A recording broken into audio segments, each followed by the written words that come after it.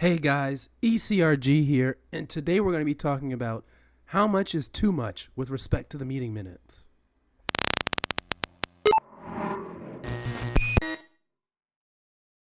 Hey guys, ECRG here, and today we're going to be talking about how much is too much with the meeting minutes. Now, guys, I talk about the meeting minutes quite a bit, and if you haven't watched my first video on meeting minutes, it's titled The Worst Task in Clinical Research. I recommend watching that video before you watch this video.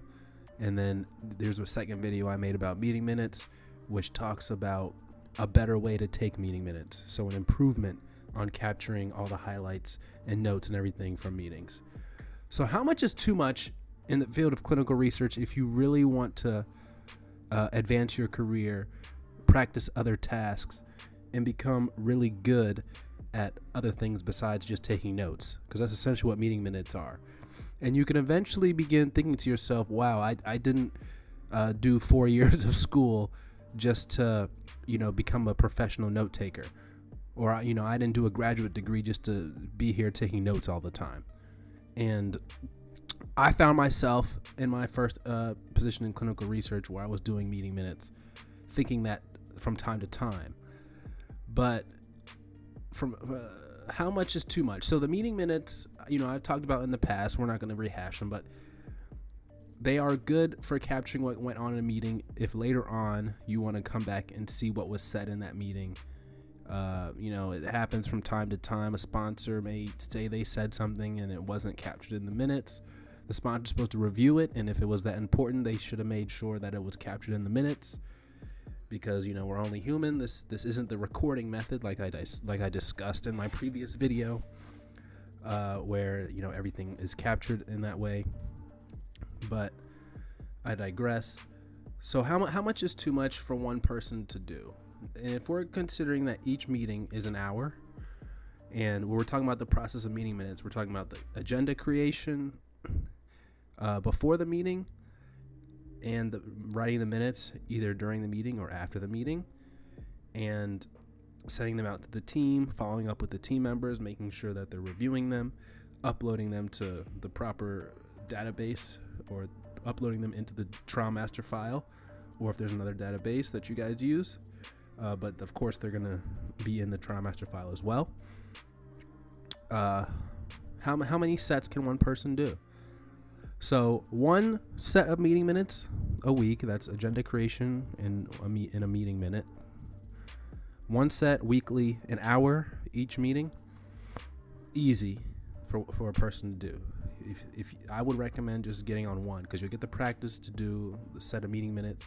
You'll get good at listening for things in conversations, and that's a skill that is good to practice. And then you'll have a whole bunch of other time. I say each set is about 4 hours, including the meeting, writing them up, editing them, about 4.5 hours, depending on how big your team is. So one set is easy. You'll have the rest of your time to learn other things, do trainings, and get your hands dirty in other things. So one set is great. But of course, you're going to be allocated to multiple studies. So if you're only doing one set, that means your other studies, you're doing other things. So it's unlikely that you're only to have one, unless you're just really lucky and you have none. Some people have that. 2 sets, that's manageable, that's doable, that's probably about average. Most people have 2 sets at any given time.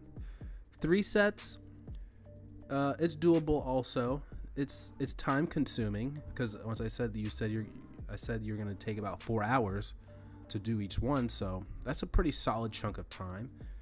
4.5 hours. But you don't really want to go past that. 4 you can do.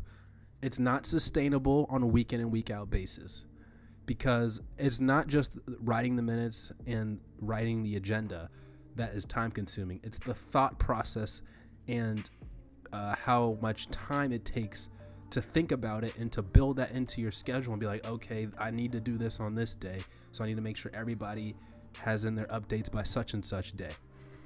It's not just writing them and creating them that takes up the time. It's taking up the mental bandwidth to think about when things have to be due and when they're done, and all the changes to the meeting times and stuff like that.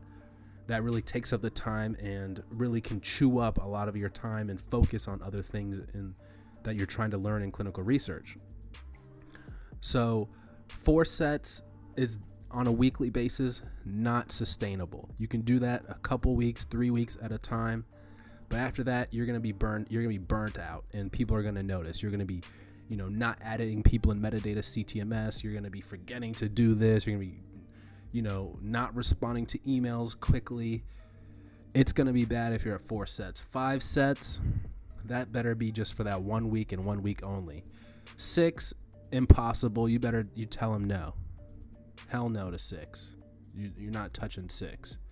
Push back immediately on 6. 5, I would push back 2, because that's ridiculous. 4, it's doable, not sustainable. 3, you can do that weekly. You can do that weekly. Not ideal, because you're not going to have as much time to do other things, but it can be done.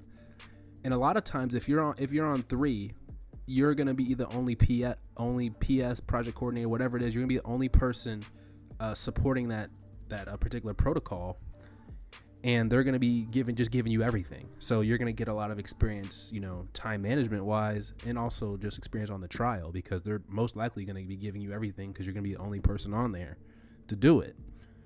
So that's good. If you're on 2 or less, that's a good point. Is you may not be the only other person servicing, because you may be splitting the minutes, or everyone may divvying up the minutes. So everyone's gonna be divvying up the tasks as well. So that's kind of like a hidden side of having 3 minutes. Even though you have less time to do other things, you're in fact may have more broad experience and more chances to do other activities, because you're going to be the only person on the trial, and they're going to be more apt to give you those responsibilities. So it's kind of counterintuitive when it comes to 3, but 4, 5, 6, absolutely not. And that's because also you're probably going to be backing up somebody else that you work with on the trial. So if you have 2 sets of meeting minutes that need to be done on a weekly basis, and one person has 1 set, you have the other set, they go on vacation, you're now in charge of that second set. So now you have 2 to do that week. And so if you're already at 4 a week, like by yourself, somebody goes on vacation, now you're suddenly at 5. And that's where it becomes unsustainable, where you don't want to be doing 4 for a very long time, because ultimately someone's going to go on vacation at some point, and you're going to have 5. And also 4 is just a lot to do. It's just a lot to do. Like I said, that mental drain on you is just bad. Do not do it. And then 3 and below is okay. So, that's how much meeting minutes I'd suggest that is good for some person to really, think about and focus. And I find the meeting minutes, it's better for someone to do the meeting minutes that understands what's going on in the trial. I found it ridiculous when I was first getting in clinical research that I was doing the meeting minutes. I was in charge of, capturing all these things when I didn't even know what anybody was saying. It was like people were speaking a different language. They were saying all these acronyms and things, and I'd be writing them down the best of my ability, but they would always talk about, how I wasn't being specific enough. And, I was just writing down what they said, and they were like, don't copy exactly what they say, try and paraphrase. But I was like, how can I paraphrase? I don't even understand what they're saying. So it just comes with time. And one of the best things you can do to improve your meeting minutes is start in the beginning of a trial, from the very beginning, before the kickoff meeting. Go to the kickoff meeting, attend those high level, high overview, macro level meetings where they talk about the trial in all of its glory, because there you're going to get familiar with the terms they're going to be using throughout the trial, throughout the years of the trial, and you're going to understand when they talk about, okay, we're going to be using this CDA template. You're not going to be confused when they say that. When they're saying we're going to use this PIQ template, we're going to be using metadata CTMS. We're going to be using trial interactive. We're going to be using, when they're talking about these softwares and stuff, you're not going to be confused with what they're talking about. And that's going to help you take better minutes, because you're going to know what they're talking about. You're going to be more concise, and you're going to be able to pick up on more things in the conversation. So just a little quick tip there on the end of this video. I wasn't expecting that. Not at all. But there it is, guys. So that's it for this video. How much is too much for the meeting minutes? I'm curious what you guys think down below. How many sets are too much for the meeting minutes? Once again, I based it on an hour-long video, on an hour-long meeting time. That's just standard that I had at the time. And I noticed not everybody is going to have hour-long meetings. I had colleagues that said they had 30-minute meetings. And I was like, what? I was so jealous when they said that, because that obviously takes a lot less time and a lot less effort to do the meeting minutes than if you have an hour. Because when I said an hour, that meant it could sometimes go to an hour and a half. And that happened more often than not. So at least if it's 30 minutes, that means it can only sometimes go 45 to an hour. But anyways, guys, that's it for this video. Stay tuned for another video coming soon. Email us at eliteclinicalgroup@gmail.com for any inquiries that you may have. Just want to connect, want to be part of our resume review program, and if you want to do some advertising with us, email us there. Any inquiries you may have. That's it for this video, guys. Share this with all your friends, like it, subscribe down below. Take care.